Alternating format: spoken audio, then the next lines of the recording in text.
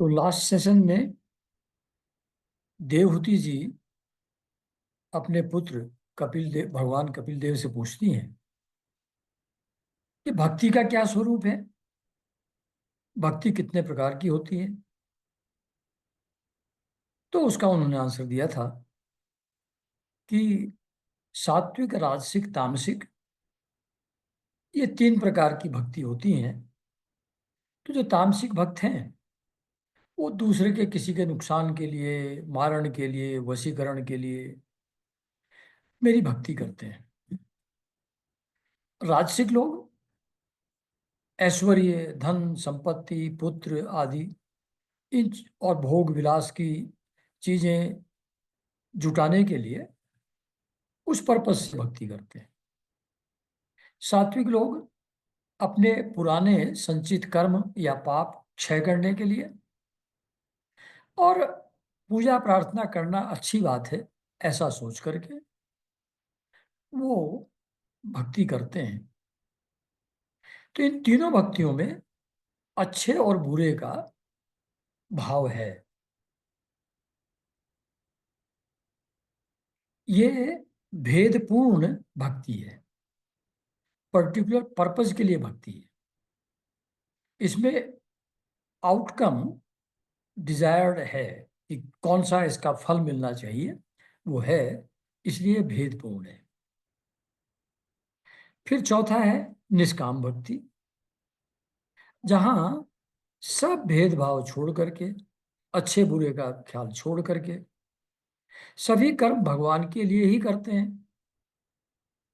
और ये अच्छी तरह समझ है कि करने वाले तो भगवान हैं, मैं नहीं।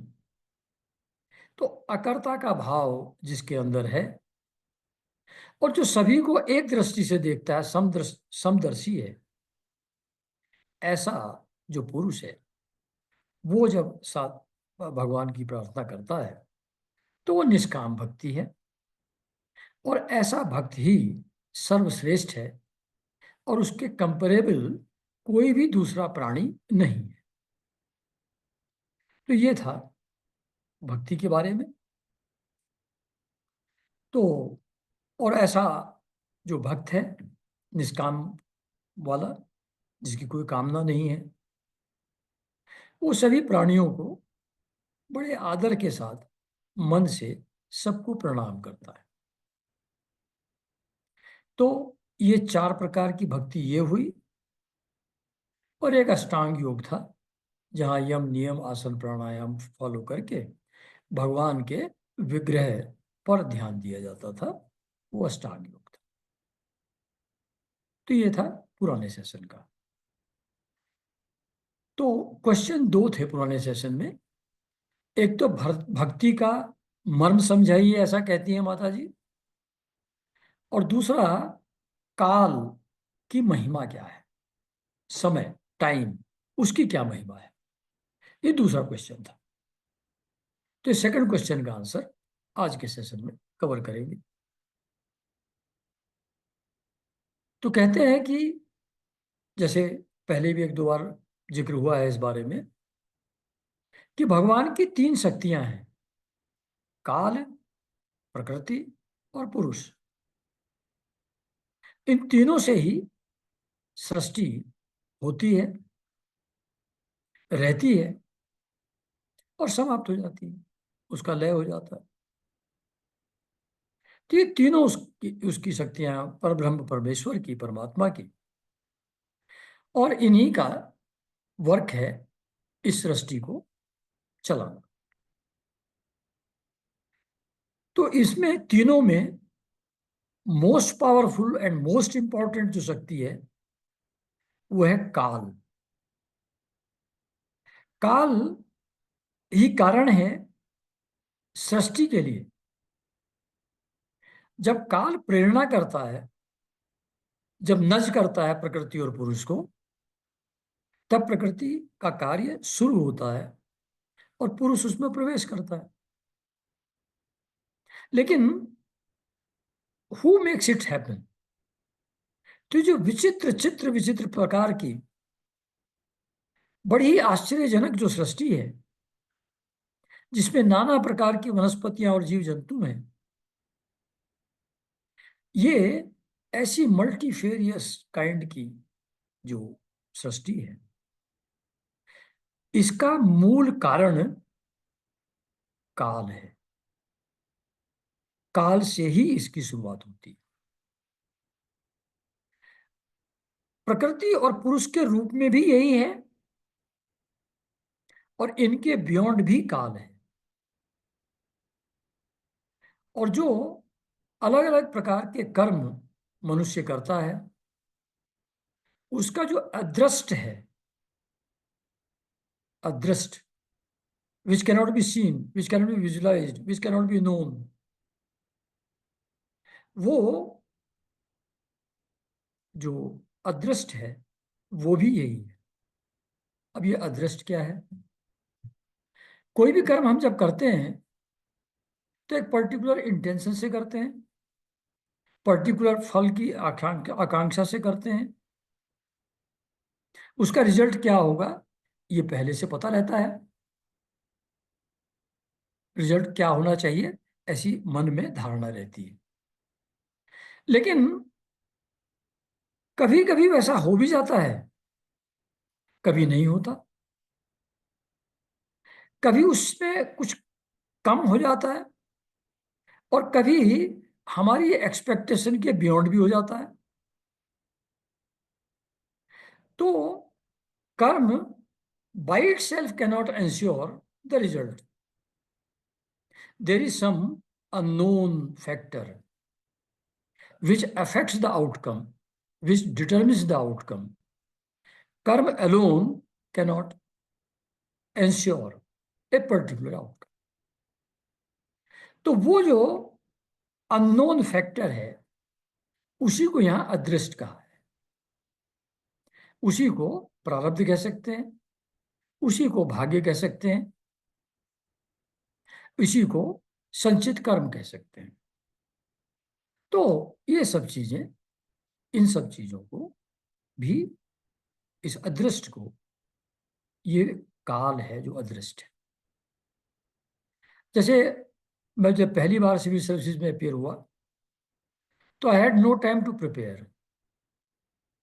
बहुत ही स्कैंटी, बहुत ही सुपरफ्लुअस, सुपरफिशियल रीडिंग किया थोड़ी बहुत, in a very very limited time of 3 months.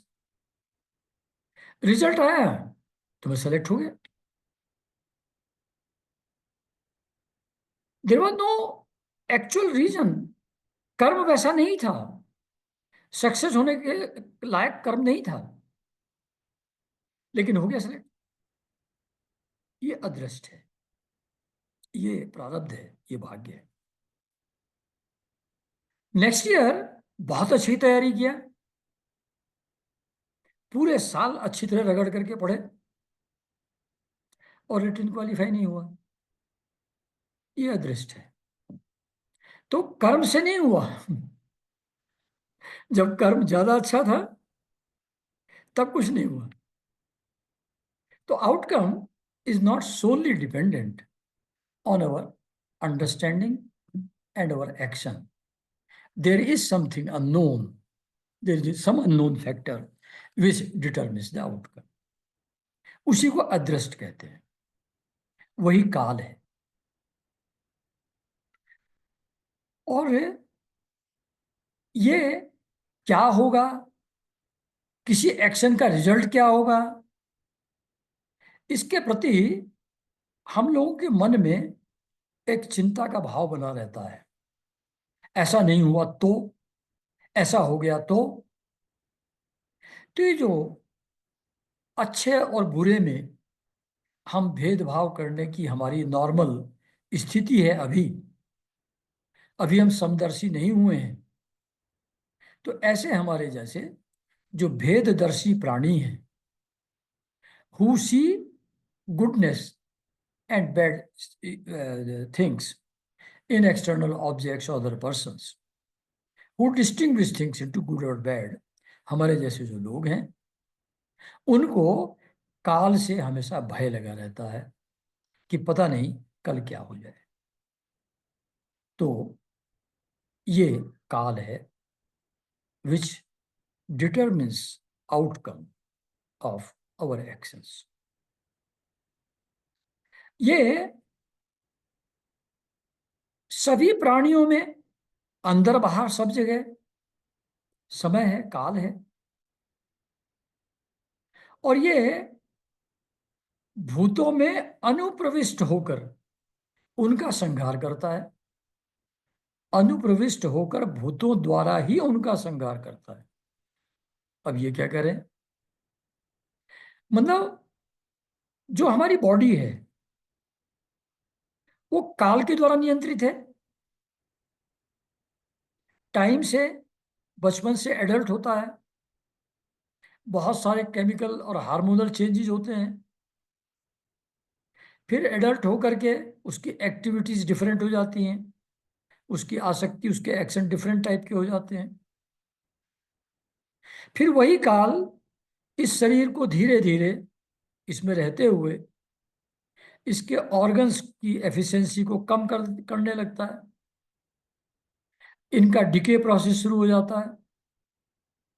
तो इन भूतों में अनुप्रविष्ट होकर के, प्रवेश करके इन भूतों को का संहार कर देता है।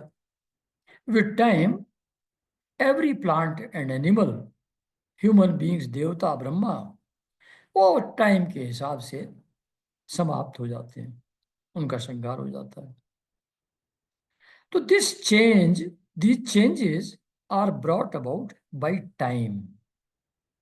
Time is that factor which makes them happen. और ये क्लियरली दिखाई पड़ता है। अलग अलग पौधे, अलग अलग जीव जंतु, अलग अलग मौसम, उनका फिक्स साइकिल है। हर चीज का फिक्स साइकिल है।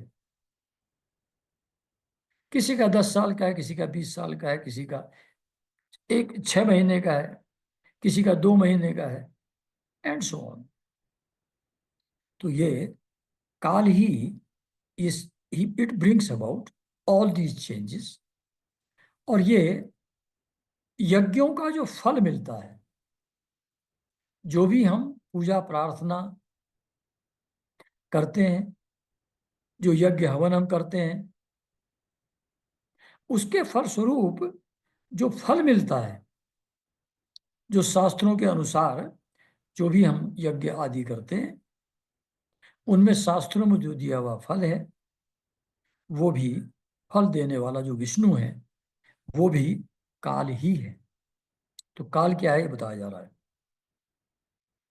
ये काल बिल्कुल निरपेक्ष है। मतलब इसका ना तो कोई मित्र है, ना कोई शत्रु है, ना कोई इसका सगा संबंधी है। Time is very very alert, सजग रहता है। और जो लोग अपने स्वरूप को भूल जाते हैं, बाहरी चीजों में उलझ करके, उन पर आक्रमण करके, ये समय उनको समाप्त कर देता है। तो इसमें कह रहे हैं कि जो भोग रूप प्रमाद में पड़े हुए प्राणी हैं, उन पर आक्रमण करके उनका संहार कर देता है। तो इसका नेचुरल करोलरी कि जो भोग रूप प्रमाद में नहीं पड़े हुए हैं, जो प्रभु स्मरण में हैं, उनका संहार नहीं करता। इसका मतलब ये हुआ। लेकिन संहार तो सबका होता है। तो फिर ये क्यों लिखा है कि भोग रूप प्रमाद में जो पड़े हुए प्राणी हैं, उन्हीं का संहार ये करता है? क्योंकि जो बाहर की चीजों से अटैच नहीं है, बॉडी भी एक बाहर की चीज है,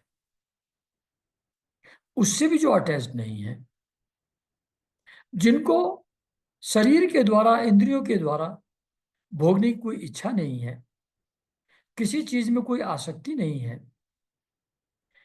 वो तो शुद्ध चैतन्य है। शरीर समाप्त हो जाएगा, वो एक्सटर्नल चीज है, वो तो प्राणी नहीं है, वो तो भक्त नहीं है। तो शरीर नष्ट हो जाएगा, लेकिन जो जीव बाहर की चीजों में आसक्त नहीं है, जो फ्री है अटैचमेंट से, वो चैतन्य स्वरूप है। और जो चैतन्य स्वरूप है उसकी तो मृत्यु हो नहीं सकती, उसका संहार तो हो नहीं सकता। इसलिए शायद यहां ऐसा लिखा है कि ये जो काल है ये भोग रूप प्रमाद में पड़े हुए प्राणियों का संहार करता है। एवरीथिंग हैपेंस बिकॉज ऑफ काल। कहते हैं भगवान कपिल कि इसी से वायु चलती है। यहां वर्ड यूज किया है इसी के भय से, तो भय यहां शब्द यूज किया है तो ठीक ही यूज किया होगा। लेकिन इसको ऐसा भी कह सकते हैं कि उसी की प्रेरणा से चलता है, उसी का कंट्रोल है वायु के चलने में भी। इसी के भय से सूर्य तपता है। सूर्य के अंदर जो हीट जनरेट हो रही है, प्रकाश उससे स्प्रेड हो रहा है, this is also caused by time. इसी के कारण से वो होता है। तो इसी के भय से सूर्य तपता है, इसी के भय से इंद्र वर्षा करते हैं, इसी के भय से तारे चमकते हैं। इसी से भयभीत होकर के औषधियां, लताएं, वनस्पतियां समय समय पर फल और फूल धारण करती हैं। मतलब वो पर्टिकुलर मौसम में ही फूल खिलेगा, पर्टिकुलर पीरियड के बाद, आफ्टर कोई प्लांट जमता है, जब उगता है, पर्टिकुलर पीरियड के बाद ही उसमें पर्टिकुलर मौसम में फूल खिलेगा, फल लगेगा, और फिर वो अल्टीमेटली पौधा डिस्ट्रॉय हो जाएगा, पेड़ डिस्ट्रॉय हो जाएगा। तो ये सब भी कंट्रोल बाय टाइम है। उसी से भयभीत होकर के ये सब लोग अपना अपना फल फूल धारण करते हैं, जिससे दूसरे जीव जंतुओं की जीविका चलती है। इसी के डर से नदियां बहती हैं, इसी के समुद्र अपनी मर्यादा से बाहर नहीं जाता, जमीन को डुबो नहीं देता, समुद्र अंदर ही रहता है अपनी लिमिटेशन के अंदर। इसी के भय से अग्नि प्रज्वलित होती है और पर्वतों सहित पृथ्वी डूबती नहीं जल में, ऊपर बनी रहती है, पार्ट ऑफ इट। ये काल के कारण से होता है, ऐसा बता रहे हैं भगवान कपिल माता जी को। इसी के शासन से, अब देखिए यहां वर्ड, वो जो मैं पहले कह रहा था यहां लिखा है, ऊपर लिखा था उसके भय से होता है, यहां लिख रहे हैं इसी के शासन से, वही कंट्रोल और इंस्ट्रक्शन और डायरेक्शन। तो शायद मंतव्य वही है, वर्ड डिफरेंट यूज किया है। इसी के शासन से यह आकाश जीवित प्राणियों को श्वास प्रश्वास के लिए अवकाश देता है। मतलब where do all of us exist? हम सब लोग कहाँ हैं? हम लोग आकाश में, स्पेस में हैं। स्पेस में ही हम एग्जिस्ट करते हैं, स्पेस में ही हम ब्रीथ करते हैं। तो आकाश प्राणियों को अवकाश देता है, यानी कि प्लेस टू लिव देता है, इसी के शासन से, इसी के कारण से। और महत्त्व अहंकार रूप शरीर का 7 आवरणों से युक्त ब्रह्मांड के रूप में विस्तार करता है। मतलब जैसे कहते हैं ना कि इंटरनल, इनर कोर प्रकृति की वो पृथ्वी है, उससे 10 गुना उसके चारों तरफ जल का आवरण है, उसका 10 टाइम्स अग्नि का आवरण है, उसका 10 टाइम्स वायु का आवरण है, उसके बियॉन्ड वायु के आकाश है, उसके बियॉन्ड अहंकार है, अहंकार के बियॉन्ड महत्त्व है 10 टाइम्स, और महत्त्व के बियॉन्ड 10 टाइम्स प्रकृति है, वही जो सीक्वेंस दिया हुआ है। तो ये जो 7 आवरण है ये भी इसी के कारण से हैं। यही इसको क्रिएट करता है। इस काल के ही सत्व आदि गुणों के नियामक विष्णु आदि देवगण, जिनके अधीन यह सारा चराचर जगत है, जगत की रचना आदियों में कार्यों में से युग क्रम से तत्पर रहते हैं। मतलब सात्विक, राजसिक, तामसिक जो 3 गुण हैं, सात्विक गुण इज रिप्रेजेंटेड बाय विष्णु, राजसिक गुण इज रिप्रेजेंटेड बाय ब्रह्मा, और तामसिक गुण इज रिप्रेजेंटेड बाय शिव। तो ये जो तीनों गुणों के नियामक हैं ब्रह्मा विष्णु महेश, यही इस सृष्टि को क्रिएट करते हैं, मेंटेन करते हैं, और अल्टीमेटली उसकी प्रलय कर देते हैं। तो ये ब्रह्मा विष्णु महेश, ये सृष्टि, स्थिति और लय का जो काम करते हैं, ये भी काल के शासन के कारण से, काल की प्रेरणा से ही करते हैं, और ये युग क्रम से करते रहते हैं। युग क्रम मतलब सत्युगुण आता है, अब सॉरी, सतयुग आता है, फिर त्रेता युग, फिर द्वापर युग, फिर कलयुग, फिर सतयुग, फिर त्रेता युग, फिर कल द्वापर युग, फिर कलयुग। This cycle goes on and on.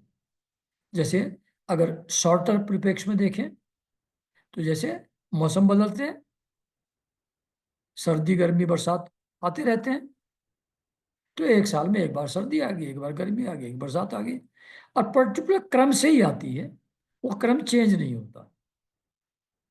ये शॉर्टर वर्जन हमको समझ में आता है। इसका जो लार्जर वर्जन है वो युग परिवर्तन है। सतयुग, त्रेता युग, द्वापर युग, कलयुग, ये बदलता रहता है।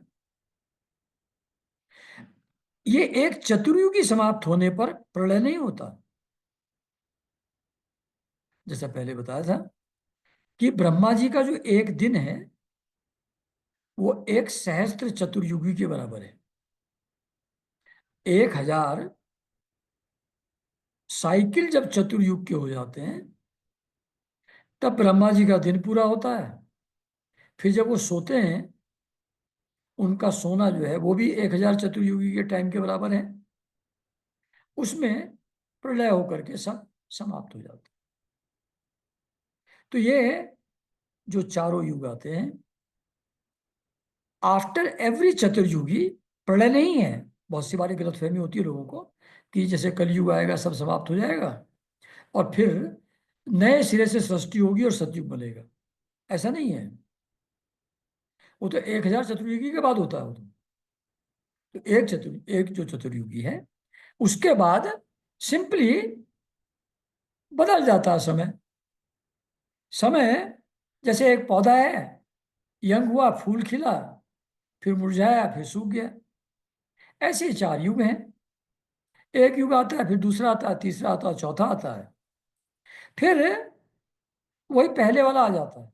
वो सिंपली मौसम की तरह ट्रांसफॉर्म हो जाता है। मतलब गर्मी के बाद बरसात आई, फिर सर्दी आई, तो सर्दी के बाद खत्म थोड़ी हो जाता है, बस फिर गर्मी आ जाती है। It simply changes. मौसम सिर्फ बदल जाता है, वो सर्दी से गर्मी में बदल जाता है। ऐसे ही युग कलयुग से सतयुग में बदल जाता है। वनस्पति, पशु पक्षी, जीव जंतु नष्ट नहीं होते, उनके स्वभाव में परिवर्तन हो जाता है टाइम के हिसाब से। उनके से साइज शेप में परिवर्तन आ जाता है, उनके मेंटल एटीट्यूड्स में परिवर्तन आ जाता है, पर रहता वही का वही है, बदल जाता है इस तरीके से। तो ये जो चेंज आता है ये ब्रह्मा विष्णु महेश के कारण से आता है, और ये उस क्रम में युगों को चलाते रहते हैं काल के शासन के कारण, टाइम के। They are all controlled by time. तो ये जो अविनाशी काल है, काल इज एटर्नल। भगवान परमात्मा एटर्नल है, मीन्स सत्य है। ऐसा कोई समय नहीं होता जब परमात्मा नहीं होते। और ये तीनों शक्तियां परमात्मा की हैं, काल, प्रकृति और पुरुष, उसी की शक्तियां हैं। तो ये भी कभी समाप्त नहीं होती, ये भी अनादि हैं, ये भी एटर्नल है। तो कहते हैं ये काल स्वयं तो अनादि है, यानी कि एटर्नल है, लेकिन दूसरों का आदि करता है। यानी कि जितने वनस्पतियां हैं, जीव जंतु हैं, चांद सितारे हैं, ये सब क्रिएट समय से होते हैं, टाइम से होते हैं, है नहीं। तो खुद अविनाशी है, लेकिन सबका आदिकर्ता भी है, क्रिएटर भी है। ये अनंत है, इनफाइनाइट है, लेकिन दूसरों का अंत कर देता है। जो वनस्पति जीव जंतु हैं सृष्टि में, उनका अंत कर देता है आफ्टर पर्टिकुलर टाइम। ये पिता से पुत्र की उत्पत्ति कराते हुए जगत की रचना करता है, और अपनी संहार शक्ति मृत्यु के द्वारा यमराज को भी मरवाकर इस सृष्टि का अंत कर देता है। मतलब यमराज पहले सबको नष्ट करेंगे, फिर एंड में भगवान काल यमराज जी का भी अंत कर देंगे, वो भी समाप्त हो जाएंगे बेचारे। तो ऐसा काल का स्वरूप है।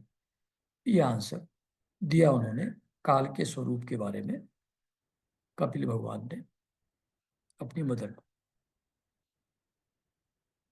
तो फिर पूछा माता जी ने कि जो लोग देह और गेह में आसक्त हैं, who are attached to the material things, house, etc., or their own body and mind, तो देह और गेह, गेह मीन्स घर होता है वैसे तो, but it includes everything with which this body and mind is connected. तो जो देह और गेह में आसक्त हैं पुरुष, उनका क्या होता है अल्टीमेटली, उनका हश्र क्या होता है, उनकी पोजीशन क्या बनती है अल्टीमेटली, ऐसा अब भगवान कपिल अपनी माता जी को बता रहे हैं। कहते हैं कि माता जी, जिस प्रकार वायु के द्वारा उड़ाए जाने वाला मेघराज, मेघ समूह, उसके बल को नहीं जानता, वैसे ही ये जीव भी बलवान काल की प्रेरणा से भिन्न भिन्न अवस्थाओं में अलग अलग योनियों में भ्रमण करता है, किंतु उसके प्रबल पराक्रम को नहीं जानता। मतलब वायु से बादल उड़ता है, लेकिन बादल इज नॉट अवेयर कि ये उड़ाया जा रहा है वायु के द्वारा। उसको लगता है मैं ही जा रहा हूं उड़ता हुआ। इसी तरीके से ये जो जीव है, ये अलग अलग अवस्थाओं में जाता है, बचपन, जवानी, बुढ़ापा, मृत्यु, और अलग अलग योनियों में भ्रमण करता है। कभी पत्थर है, कभी वृक्ष है, कभी अ, कुत्ता, बिल्ली, शेर, कभी आदमी है, कभी देवता है, कभी ऋषि है। अलग अलग योनियों में भ्रमण करता है, अलग अलग अवस्थाओं में रहता है। उसको लगता है ये नेचुरल है, ये हो रहा है या मैं कर रहा हूं। ये ठीक से रियलाइजेशन नहीं रहता कि ये सब काल से हो रहा है। काल की जो धारा है, समय की जो धारा है, उसी में ये सृष्टि पूरी बह रही है, उसी से सारे चेंजेस आ रहे हैं। द अल्टीमेट पावर वेस्ट इन काल। तो काल के प्रबल पराक्रम को, उसकी शक्ति को जीव नहीं जानता। दिखता है चेंज, लेकिन ये समय से हो रहा है। उसी की पूरी करामात है समय की।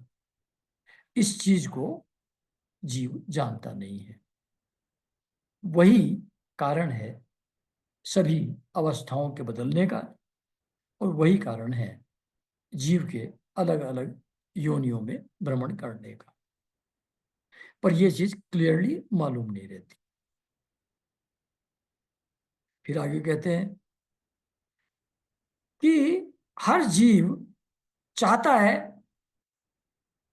कि मुझको सुख मिले। सुख पाने की इच्छा से बहुत से कर्म करता है, और कुछ चीजें बहुत एफर्ट के बाद, बहुत कष्ट के साथ उसको प्राप्त हो भी जाती हैं।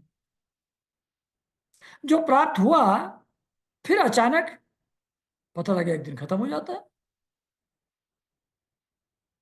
कोई पर्टिकुलर इंडस्ट्री बहुत अच्छा कर रही है, उसके मालिक बड़े प्रसन्न आनंदित हैं कि इतना बड़ा हमने काम कर लिया। कुछ साइकिल चेंज हुआ, उस इंडस्ट्री का फॉर्चून खत्म हो गया, सारी इंडस्ट्री समाप्त, सब दिवालिया हो गए जिनके पास था वो। जैसे टेक्सटाइल इंडस्ट्री थी पहले, बॉम्बे, सूरत, अहमदाबाद, अब वो सारे के सारे खत्म हो गए। अब उनकी जमीन बेच बेच के काम चला रहे हैं जो मालिक लोग थे उनके, डूब गए सब। तो ये जिसको बड़े कष्ट से इकट्ठा करता है कोई भी ग्रुप, कोई भी बड़ा, 3-4 पीढ़ी तक चलता है, उसके बाद समाप्त हो जाता है वो, जो उसका जो ऐश्वर्य है उस पर्टिकुलर परिवार का। तो जिसको सुख की अभिलाषा से बड़े कष्ट से जीव प्राप्त करता है, भगवान काल उसको विनष्ट कर देता है। और जब वो खत्म हो जाता है तो बहुत दुख होता है उस जीव को। काल की महिमा, उसके प्रबल पराक्रम को क्योंकि नहीं जानता, उसको एक गलतफहमी बनी रहती है कि मैं इसको अरेंज कर सकता हूं। जब फेल हो जाता है बहुत दुखी होता है। दुख का कोई कारण नहीं है, काल के कारण से मिला था, काल के कारण से समाप्त हो जाता है। ये समझ हो तो फिर प्रॉब्लम थोड़ा कम लगेगी आदमी। इसी कारण यही, ये इसका कारण यही है कि यह मंदमती जीव मंदमती जीव कह रहे हैं, मतलब it can see only limited thing which is immediately before it. उसका जो लार्जर पिक्चर है, how things are shaping, how they are changing, उसको नहीं समझता। बहुत नैरो विजन है, बहुत शॉर्ट साइटेड विजन है। इसी को मंदमती कहा है कि ये मंदमती जीव अपने इस नाशवान शरीर और उससे संबंधित घर, खेत, धन आदि के मोहवश लगता है कि जैसे ये तो हमेशा है। परिवार के सदस्य हैं, घर है, प्रॉपर्टी है, खेत है, प्रोस्पेरिटी है। ऐसा लगता है गिवन पॉइंट ऑफ टाइम में ये तो है ही नित्य, as if they are eternal. भले ही सुपरफिशियली समझता हो कि सब चीज खत्म होती है, लेकिन अंदर भाव यही रहता है कि ये तो रहेंगे। एक्शन इसी हिसाब से करता है जैसे रहेंगे।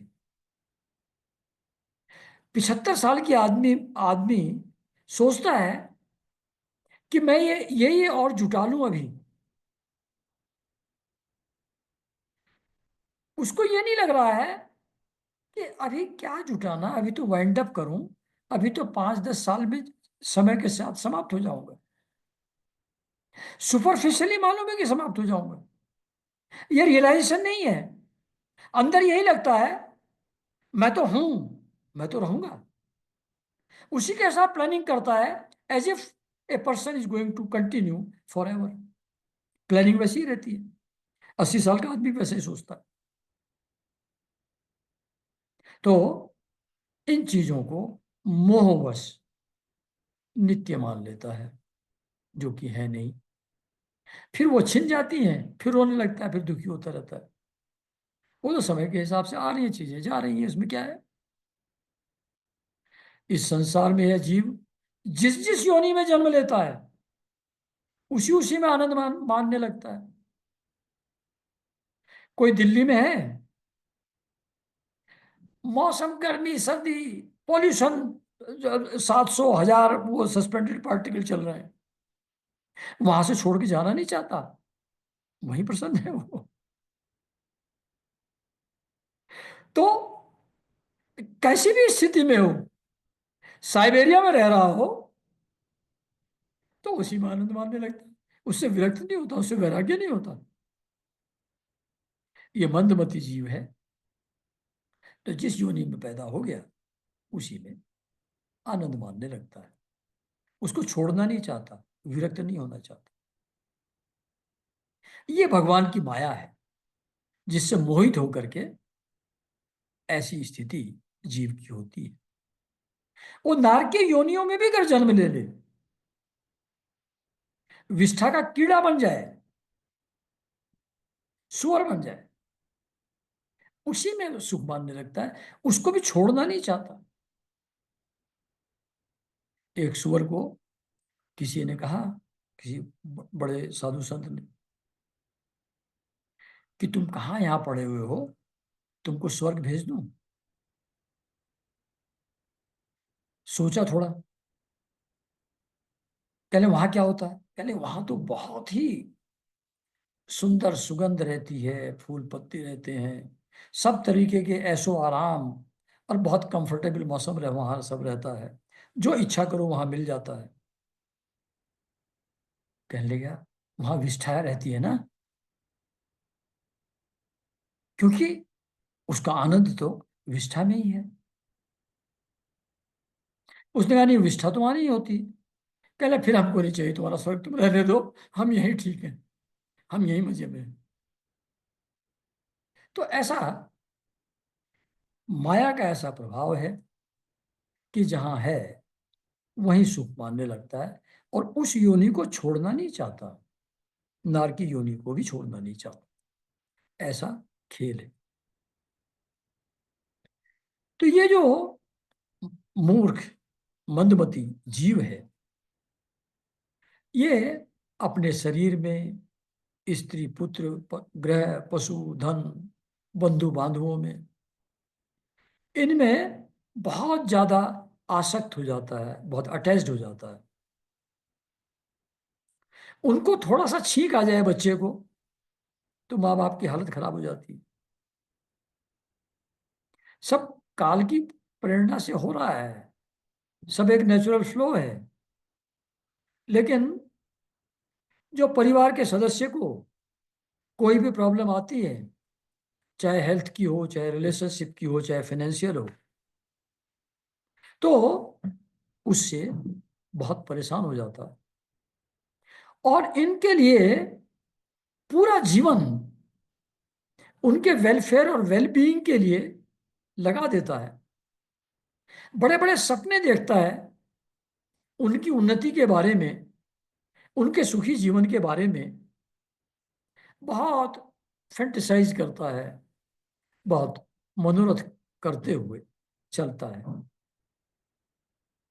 और अगर रीजनेबली गुड चल रहा है, तो अपने आप को बड़ा भाग्यशाली समझता है कि वाह, क्या मेरा परिवार है, मेरे बच्चे कितने अच्छे हैं, मेरी वाइफ या हस्बैंड कितना अच्छा है, क्या मिला हुआ है मुझको सब कुछ। तो इन सब चीजों में अटैच्ड है। और जब ये रीजनेबली ठीक चलते हैं, तो अपने आप को बड़ा भाग्यशाली समझता है, और हर समय इनके पालन पोषण की चिंता में ही लगा रहता है, उनके वेलबीइंग के लिए ही कंसर्न रहता है। और उस चिंता में इसका मन और शरीर जलते रहते हैं। मन में चिंता का भाव होता है, शरीर में उसका इफेक्ट डिफरेंट डिफरेंट बीमारियों के रूप में उतर आता है। तो इसकी जो पालन पोषण की चिंता है इस परिवार की, उसमें इसके संपूर्ण अंग जलते रहते हैं। लेकिन ये जो दुर्वासनाएं हैं, दुर्वासना का मतलब खराब वासना नहीं है, दुर्वासना का मतलब जो कभी न पूरे होने वाली वासना है, desires which can never be fulfilled. एक पूरी होती है, दूसरी आ जाती है, दूसरी पूरी होती है, तीसरी आ जाती है। वासना समाप्त नहीं होती। परिवार के पोषण की, पालन की चिंता बनी रहती है। और ये जो उनके वेलबींग की जो वासना है, डिजायर है, उससे उसका हृदय दूषित रहता है, यानी कि डिस्टर्ब रहता है। और उसको एंश्योर करने के लिए, उनके वेलबींग को एंश्योर करने के लिए तरह तरह के पाप करता है। मतलब ये न केन प्रकारेण उसके वेलबींग के लिए कुछ भी करना पड़े, गलत और सही का विचार किए बिना उनके वेलबींग के लिए लगा रहता है। यही पाप कर्म है। और उल्टा स्त्रियों के द्वारा एकांत में संभोग आदि के समय प्रदर्शित किए हुए कपटपूर्ण प्रेम में तथा बालकों की मीठी मीठी बातों में मन और इंद्रियों के फंस जाने से गृहस्थ पुरुष घर के दुख प्रधान कपटपूर्ण कर्मों में लिप्त हो जाता है। अब ये क्या कह रहे हैं? जो उल्टा स्त्री है, जिसका कुछ कुछ मटेरियल गेन, फाइनेंशियल गेन के लिए संपर्क में आती है, तो यहाँ उल्टा स्त्री लिखा है, वो स्त्रियों के कॉन्टेक्स्ट में वो पुरुष हो जाएगा उल्टा। वो सेम चीज है, दो दो बार नहीं लिखते हैं, but it applies to both. Spouse से मतलब है स्त्री के बजाय। तो उल्टा स्त्रियों के द्वारा एकांत में, तो वो स्वीट टॉक से प्रेमपूर्ण बात करते हुए अपेरेंटली इंटेंशन प्रेम का नहीं है, लेकिन वो प्रेमपूर्ण बात ऐसी सत्य लगती है, ऐसी सही लगती है कि उसमें लिप्त हो जाता, आसक्त हो जाता। ऐसी बच्चे सारे, हम लोग जितने हैं, कोई बच्चा छोटी मोटी हरकत करता है, कुछ बोला ऐसा ऐसा, कहते अरे वाह, 8 साल का बच्चा है, 6 साल का बच्चा है, कैसी कैसी बातें करता है। कहता है ये तो सुख और दुख तो आते जाते रहते हैं, तो दुखी होने से क्या मीनिंग है, इसका मीनिंग क्या है?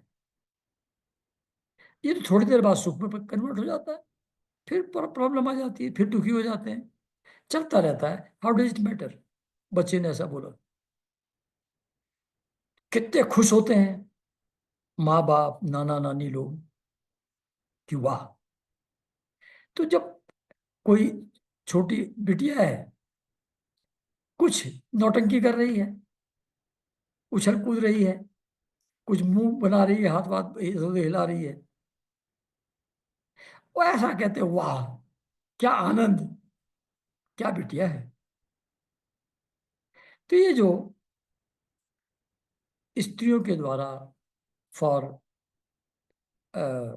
पर्टिकुलर मटेरियल गेन जो झूठ मूठ में प्रेम की बातें की जाती हैं, जो बच्चों की तुतलाती हुई जबान में मन को मनोहर लगने वाली बातें सुनाई पड़ती हैं, इन चीजों में आसक्त होकर के दुख प्रधान घर में, मतलब ये जो सब चीजें हैं अल्टीमेटली सूनर और later they result in some kind of worry, anxiety, fear और सैडनेस, दुख, शोक। इनका अल्टीमेट रिजल्ट हर चीज का वो दुखी है। गृहस्थ आश्रम डे टू डे बेसिस पर कोई ना कोई प्रॉब्लम उसमें आती जाती हैं। ये दुख प्रधान है, इसका सेंटर थीम जो है वो दुख है। लेकिन इस तरीके की मीठी मीठी बातों में आसक्त होकर के उसी में लिप्त हो जाता है, और किसी कष्ट को अगर दूर करने में थोड़ी सफलता मिल जाए कुछ एफर्ट करके, तो उसी को लगता है कि मैं बहुत सुखी हो गया हूं। सुख नहीं है, दुख का प्रतिकार करने में थोड़ा सा सफल हो गया, दुख को दूर करने में थोड़ा सफल हुआ, उसी को सुख जैसा मान लेता है ग्रस्त में रहने वाला जीव, गृहस्थी जीव। ऐसा बता रहे कपिल जी। जहां तहां से भयंकर हिंसावृत्ति के द्वारा धन संचय करके ये ऐसे लोगों का पोषण करता है जिनके पोषण से अल्टीमेटली नरक में जाता है। जब अनफेयर मीन्स यूज करेगा इन लोगों के पालन पोषण के लिए, वो नरक में जाने का कारण होगा। स्वयं तो खाने पीने से बचे हुए अन्न को ही खाकर रहता है। जो बहुत लेबोरियस आदमी है, जैसे बड़े बड़े इंडस्ट्रियलिस्ट हैं, रात दिन रात दिन रात दिन काम कर रहे हैं, 4-6 घंटे मुश्किल से सोते हैं, कहीं गाड़ी में बैठ के जा रहे हैं, प्लेन में बैठ के जा रहे हैं, उसी में एक झपकी ले लिया, फिर कब मीटिंग शुरू है, फिर काम आगे चल रहा है। अल्टीमेटली उसको वो यूज क्या कर रहा है? बचा कुचा अन्न जो कहते हैं, थोड़ा बहुत 2 रोटी खा लेता है, दैट्स ऑल। उसको मिलता क्या है? 2 कपड़े पहने हुए हैं, 2 टाइम खाना खा रहा है। Other than that what can he do? समय कहाँ है, क्या कर रहा है? तो तरह तरह की बदमाशियां करेगा, लोगों के साथ अन्याय करेगा, लोगों से छीना झपटी करेगा, बढ़ाएगा अपनी संपत्ति को, और क्या होता है, मेरी अगली पीढ़ियों के काम आएगा, it has to be transfer to my next generation. खुद कुछ नहीं यूज करता उसमें से। तो कहते हैं कि उन लोगों का पोषण करने के लिए हिंसा वृत्ति से धोखाधड़ी के काम करता है, चोरी चमारी करता है, और खुद उनसे बचे हुए अन्न को खा करके जीता है। और कभी अगर ऐसा हो जाए कि यह सफल न हो, इसकी लाइवलीहुड ठीक से न चले, तो ग्रेडी होकर के चोरी करना, धोखाधड़ी करना, ये काम भी करने से हिचकता नहीं है, फिर उसमें भी चला जाता है। फिर अगर एफर्ट करता रहा और मंद भाग्य है, प्रारब्ध के हिसाब से मिलना नहीं है, तो जब he doesn't succeed in his effort,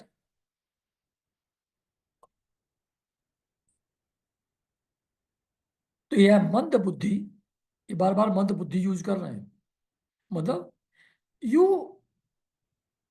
are concern only with the immediate situation, you cannot see beyond that. तो यह मंद बुद्धि जब इसका एफर्ट सक्सेसफुल नहीं होता, जो भी एक्शन पैसा कमाने के लिए करता है, धन संपत्ति इकट्ठा करने के लिए होता है, हर एक में लॉस हो जाता है, फेल होता जाता है, फेल होता जाता है। और फिर he is not able to support his family. तो फिर बहुत ही दुखी और चिंतित होकर के बड़ी गहरी सांस लेता है। अरे भाई, सब गया, सब बर्बाद हो गया। जब उसके बीवी बच्चे देखते हैं कि अब तो ये किसी काम का रहा नहीं, अब ये तो हमारा भरण पोषण कुछ कर नहीं सकता, तो फिर वो उसकी रेस्पेक्ट नहीं करते। रिटायर होकर बैठे हैं, तो हम लोग तो खैर रिटायर होने के बाद भी खाने पीने को ठीक से है, इसलिए ज़्यादा दिक्कत नहीं है। पर जहाँ ऐसी स्थिति होती थी हमेशा, अब थोड़ा सा बेटर पोजीशन में हम लोग, लेकिन जब ये होता था कि अब वो पालन पोषण नहीं कर सकता, अब वो कमा नहीं सकता, तो फिर उसका आदर नहीं करते थे लोग। अरे बैठे रहिए ना आप, क्यों मेरा मतलब पीछे बोल रहे हैं, चुप कर देते हैं। तो फिर वो वो अ, बीवी बच्चे उसका वो आदर नहीं करते जब असमर्थ होता था कमाने में। जैसे कृपण किसान बूढ़े बैल की उपेक्षा कर देता है। जब बैल खेत में काम करने लायक नहीं रहा, फिर उसको खाने पीने को भी ठीक से कि उसका मालिक, उसका किसान नहीं देता। ऐसा ही इस पुरुष के साथ, जो पूरा जीवन बच्चों, बीवी बच्चों के पालन पोषण में लगा दिया, अल्टीमेटली एक स्टेज आती है जब वो उनके यूजफुल नहीं रहता, और तब वो उसकी उपेक्षा कर देते हैं, उसका अनादर कर देते हैं। ये परिणति होती है सबकी। लेकिन फिर भी इसको वैराग्य नहीं होता। जो जिसको जिनको इसने पाला था, अब वही उसका पालन कर इसका पालन करते हैं। बूढ़ा हो जाता है, रंग रूप बिगड़ जाता है उसका, शरीर रोग होता है, रोगी रहता है, खांस रहा है, तो घर के लोग कहते हैं, सो रहे हो, नींद नींद डिस्टर्ब हो रही है, क्या आप बुढ़ा खांसते रहते हो हमेशा, पूरी रात खराब कर दिया। ऐसा डांटते हैं, खांस रहा बूढ़ा। तो वृद्धावस्था इसका रूप बिगड़ जाता है, शरीर रोगी हो जाता है, अग्नि मद पड़ जाती है, डाइजेशन पूरा हो जाता है, एसिडिटी गैस होती रहती है, भोजन और पुरुषार्थ दोनों ही कम हो जाते हैं, ना कुछ मूवमेंट काम कर सकता है, और भोजन में से रिक्वायर्ड एनर्जी भी रिसीव करने की कैपेसिटी बॉडी ऑर्गन्स की नहीं रहती, तो उसका भोजन और पुरुषार्थ दोनों कम होते जाते हैं, और कुत्ते की भांति स्त्री पुत्र आदि के द्वारा अपमान पूर्वक दिए हुए टुकड़े खाकर जीवन निर्वाह करता है। ये हम लोगों को अभी थोड़ा कम समझ में आती है बात, क्योंकि हम लोग डिपेंडेंट नहीं हैं बच्चों के ऊपर। हम लोग कंपैरेटिवली बेटर पोजीशन पे भगवान ने हमको रखा हुआ है। लेकिन इन जनरल सिचुएशन ये थी और है। अब जैसे जो मजदूर टाइप के लोग हैं आज की तारीख में, उनका नंबर तो ओवरवेलमिंग है, बहुत ज्यादा है। उसके पास कोई बुढ़ापे में खाने के लिए कोई रिसोर्सेज इकट्ठे होकर थोड़ी रखे हुए हैं। वो तो बच्चों के ऊपर ही डिपेंडेंट है, और बच्चे लोग ऑब्वियसली वही अपमान पूर्वक, जैसे कह रहे हैं, कुत्ते की तरह कुछ डाल देते हैं सामने। और बहुत केसेस में ऐसा हुआ है कि छोड़ा है कुंभ में जाके, हरिद्वार में छोड़ के भागा है, जिसके लिए सारी जिंदगी चिंता कर रहा था, जिसके लिए सारे उल्टे सीधे काम कर रहा था, थोड़े ही समय में वो सब गया, और ऐसा अपमान पूर्वक जीवन जीता है। आज भी जीते हैं, हमको समझ में नहीं आता क्योंकि हमारी वैसी स्थिति नहीं है। But It is a fact. With very large section of population all over the world, even in developed countries. अच्छा, फिर भी वैराग्य नहीं होता, फिर भी वहीं अटैच्ड पड़ा रहता है। मृत्यु का समय निकट आता है तो फिर सांस वास आनी बंद होनी शुरू हो जाती है, पुतलियां चढ़ जाती हैं, गले में श्वास प्रश्वास की नलिकाएं जो हैं कफ से भर जाती हैं, सांस रुक जाती है, खांसने में भी कष्ट होता है। कफ बढ़ जाने के कारण से कंठ में घुरघुराहट होती है, ऐसा सांस घुटा चला जा रहा है, सांस बंद हो रही है, कफ से सब बंद हो गया है। हमारे पिताजी लास्ट स्टेज में भाई को कह रहे थे मेरे, कह लगे वो किसी मशीन से मेरे फेफड़ों में से कफ निकलवा दो, ऐसा फंस जाता है कफ।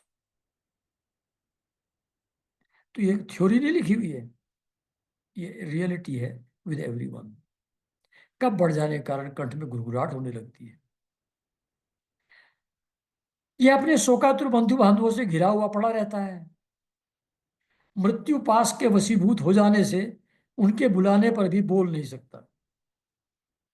मतलब उसका मृत्यु का समय आ रहा है, उससे कंट्रोल्ड है, तो फिर वो बुलाते हैं माँ बच्चे, पापा पापा, वो कुछ बोल नहीं सकता, उतनी शक्ति भी नहीं रहती।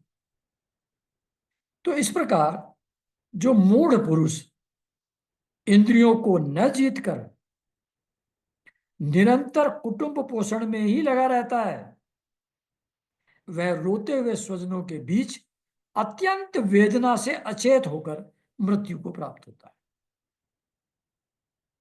तो ultimate with great suffering he leaves his body, जो इंद्रियों को न जीत कर निरंतर कुटुंब पोषण में ही लगा रहता है, जो ईश्वर की तरफ नहीं चला, जो material wellbeing of his family को ही अल्टीमेट पुरुषार्थ मानता है, वो अत्यंत वेदना के साथ मृत्यु को प्राप्त होता है। और फिर दो यमदूत आते हैं, बड़े डरावने होते हैं। उनको देख करके इतना भयभीत हो जाता है कि मलमूत्र निकल जाता है उसका, उनको देख करके। फिर ये यमदूत क्या करते हैं, उसको यातना देह देह में डाल देते हैं। यातना देह का मतलब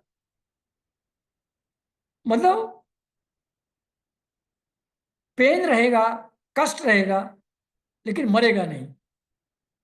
यातना से प्राण नहीं निकलेंगे, कष्ट रहेगा। जैसे हॉस्पिटल में वेंटिलेटर पर लटका दिया गया आदमी को, दवाई दे दे करके उसको मरने नहीं दे रहे हैं, और वो सड़ा चला जा रहा है शरीर उसका, और उसको वो अपना एक तरफ से ग्लूकोज चढ़ाए हुए हैं, एक तरफ से ऑक्सीजन लगाए हुए हैं, एक तरफ से वेंटिलेटर लगाए हुए हैं, लटकाए हुए हैं। तो ये यातना देह इज समथिंग लाइक दैट, कि जिसमें बहुत कष्ट है लेकिन मरता नहीं। तो यातना देह में डाल देते हैं वो यमदूत, इसको इस बॉडी से निकाल के यातना देह में डाल देते हैं। और फिर जैसे सिपाही अपराधी को पकड़ के ले जाते हैं, हाथ में फंदा डाल के गले में, उसको बांध के यमलोक की लंबी यात्रा पर वो यमदूत लोग जाते हैं। तो ये किसको ले जा रहे हैं, जो सिर्फ कुटुंब के पालन पोषण की चिंता और एफर्ट में पूरी जिंदगी लगा रहा उसको, जो भगवान को किसी को नाम को याद नहीं कर रहा है, जो रियलिटी की तरफ देख नहीं रहा है, उसकी स्थिति ये होती है कि उसको इस तरीके से पकड़ करके यमदूत आते हैं, ले जाते हैं। जो भगवान को याद करता है वो अलग जगह लिखा हुआ, यहाँ नहीं है, उसको यमदूत उसकी तरफ नहीं आते, उसका डिफरेंट पाथ होता है, और वो आनंद और शांति से जाता है भगवान के लोक में। तो खैर अभी उसकी बात हो रही है। जो कुछ ज्ञान ध्यान नहीं करता, नाम वाम भगवान का नहीं लेता, तो उसको, और परिवार में ही आसक्त है, और मेटीरियल थिंग्स के लिए वर्क करना, उसी चीज को जीवन का परम पुरुषार्थ जो मानता है, उसको ऐसे पकड़ करके यातना देह में डाल करके वो यमदूत लेकर के चलते हैं। और बीच में डांटते रहते हैं, मारते रहते हैं, तो उसका हृदय फटने लगता है, शरीर कांपने लगता है, मार्ग में कुत्ते नोचने लगते हैं उसको। और फिर वो अपने पापों को याद करके व्याकुल हो उठता है कि हे भगवान, क्या किया था मैंने। भूख प्यास बेचैन कर देती है उसको, घाम गर्मी में जलने लगता है, दावानल लू में तप जाता है, और ऐसी अवस्था में ना कहीं जल उसको मिलता, ना कोई विश्राम के लिए जगह मिलती, और वो तपती हुई बालू, उसमें उस मार्ग से, तपती हुई बालू के मार्ग से वो जाता है। और जब वो चलने फिरने की शक्ति नहीं रहती, तो फिर वो यमदूत उसकी पीठ पर कोड़े बरसाते हैं, और फिर उसको बड़े कष्ट से चलना पड़ता है उसको। तो थक करके गिर जाता है, बेहोश हो जाता है, फिर थोड़ी होश आती है, फिर उठ के चलता है। इस तरीके से बहुत ही दुखमय और अंधेरे मार्ग से वो अत्यंत क्रूर यमदूत उसे यमपुरी की तरफ ले जाते हैं। ये जो मार्ग है वो 99,000, 99,000 योजन का मार्ग है वो, और उसको 2-3 मुहूर्त में ही वो क्रॉस करवा देते हैं उसको। और नरक में जाकर के वहां तरह तरह की यातनाएं भोगता है। वहां उसके शरीर को धधकती हुई लकड़ियों से जलाया जाता है, काट काट के उसको अपना मांस खिलाया जाता है। यमपुरी के जो कुत्ते हैं, गिद्ध हैं, वो उसको नोचते हैं। सांप बिच्छू डांस नसने वाले डंक मार करके जीवों, उन जीवों से सबसे इसको पीड़ा पहुंचाई जाती है। शरीर को काट के टुकड़े टुकड़े कर दिए जाते हैं उसके, हाथियों से चिरवाया जाता है, पहाड़ों से फेंक दिया जाता है नीचे, जल गड्ढे में बंद कर दिया जाता है। इस तरीके से सारी यातनाएं वो अलग अलग नरक जो हैं, उन सब में इन यातनाओं को भोगता। तो इस जीव को, जो फैमिली मेंबर्स के कारण से उनके पालन पोषण की चिंता में जो ये पाप कर्म करता है, उनके संसर्ग के कारण से उनको ये सारी यातनाएं उसको फिर भोगनी पड़ती हैं। तो कहते हैं माता जी, कुछ लोगों का कहना ऐसा है कि स्वर्ग और नर्क जो हैं, ये अलग अलग फिजिकल ज्योग्राफिकल लोकेशंस नहीं हैं, ये तो यही हैं। नारकीय यातनाएं जिनका जिक्र किया हुआ है ऊपर, अलग अलग नरकों का, वो तो यहाँ भी देखी जाती हैं, यहाँ भी होता है। अब पता लगा हिटलर जी का मन आया, उन्होंने जीवों को अपना भर दिया गैस चैम्बर में बंद, इकट्ठा करके कहीं रात दिन उनसे काम करवा रहे हैं, खाने को लिमिटेड बहुत दे रहे हैं, पानी भी ठीक से नहीं पीने देते, कंसंट्रेशन कैंप में रखा हुआ है। क्रिमिनल्स को कभी, जो इन्वेस्टिगेटिंग एजेंसीज हैं, वो टॉर्चर करती हैं to extract truth from them. कहीं हॉस्पिटल में, जैसा मैं पहले कह रहा था, कि वो शरीर किसी लायक रहा नहीं, लेकिन उसको लटकाया हुआ है वहां, और वो सफर कर रहा है, सड़ रहा है वहां पड़े पड़े। जेल में ऐसे ही होता है। तो इस तरीके की न जाने कितनी परिस्थितियां यहाँ भी हैं। तो इनको भी कहा जा सकता है, ये माता जी को बता रहे हैं कपिल जी, कि कुछ लोगों का कहना है कि यह कोई अलग स्थान नहीं है, ये स्वर्ग और नर्क की जो कल्पनाएं हैं, वो उस तरीके की स्थिति इसी जमीन पर भी देखी जाती है, और यहीं जो दुख पा रहे हैं, जो यातनाएं झेल रहे हैं, वो नर्क में ही रह रहे हैं। तो इस प्रकार अपने कुटुंब का पालन करने वाला और अपने पेट का ही पालन करने वाला पुरुष उन कुटुंब और शरीर को यहीं छोड़कर, जिसके लिए सब कुछ किया था, उसको यहीं छोड़कर मरने के बाद अपने किए हुए पापों का ऐसा फल भोगता है, ऐसा बता रहे भगवान। अपने शरीर को यहीं छोड़कर प्राणियों के द्रोह से एकत्रित किए हुए पाप को लेकर के अकेला ही नरक में जाता है। यही बात वो वो था ना, अंगुलीमाल। तो नारद जी मिले थे, तो नारद जी ने उसको कहा कि ये किसके लिए कर रहे हो? तो परिवार के लिए कर रहा है। कहला वो लेंगे क्या, तेरा पापी है, पूछ के आ जा। उसने कहा, ये तुम्हारा ड्यूटी है हमारा पालन पोषण करना, तुम्हारे पाप पुण्य से हमारा क्या लेना देना। तो फिर छोड़ करके वापस आता है और फिर मरा मरा का जप करके ब्रह्म ऋषि वाल्मीकि बन जाता है। तो अकेला ही नरक में जाता है। वो जो भाई बंधु हैं जिनके लिए किया था, वो नहीं जाते, अकेला ही जाता है। तो फिर ऑब्वियसली बहुत दुखी होता है, लगता है सर्वस्व लुट गया। तो ऐसी पाप की कमाई से अपना पालन, परिवार का पालन करने में व्यस्त रहता है और नरक की चरम सीमाओं के कष्ट भोगता है। फिर मनुष्य ये जो सारी यातनाएं भोगने के बाद सूकर कुकर आदि जात योनियों में जन्म लेने के बाद, अनेक प्रकार की यातनाएं और दुख सहने के बाद धीरे धीरे इसके पाप कर्मों का क्षय हो जाता है और ये पाप का फल भोग करके शुद्ध होकर के फिर दोबारा मनुष्य योनि में जन्म ले लेता है। तो यहाँ ये वाला चैप्टर समाप्त होता है। तो फिर बाकी, हाँ, तो प्रोसेस ये बता रहे हैं कि अगर जीव सिर्फ मेटेरियल वेलबींग के लिए काम करता है, अपनी फैमिली के पालन पोषण के लिए जायज और नाजायज अनेक प्रकार के कार्य करता है,